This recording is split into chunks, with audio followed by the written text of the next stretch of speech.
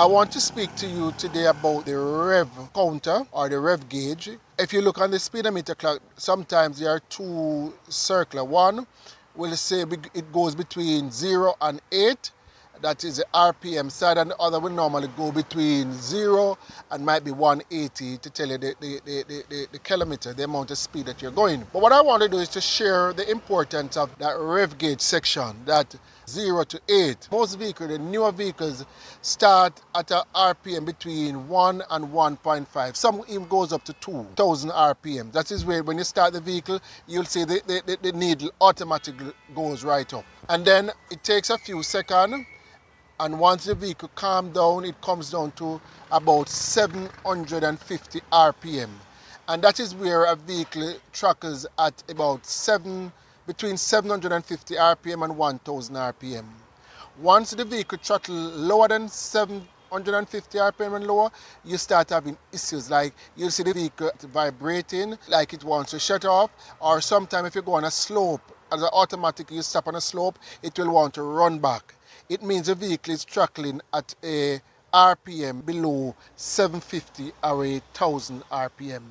And most times when it happens like that, it means your throttle body wants to be clean. Yeah?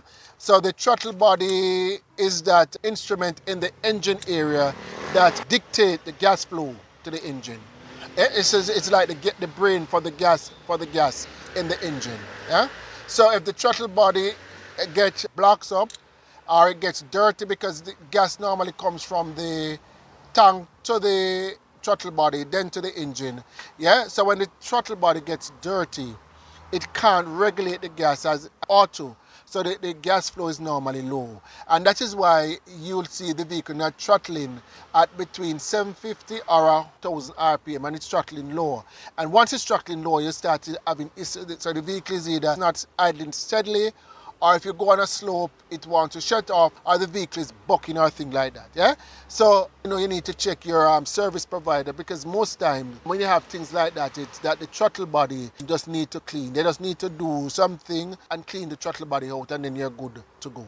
So you see one of the important factors of the RPM in the car. So that is why that clock, we use that clock, that 1, 2, 3, 4, 5, 6. It's the RPM clock, and that is what it does, the RPM. Okay? So that's to share that with you, my social media friends.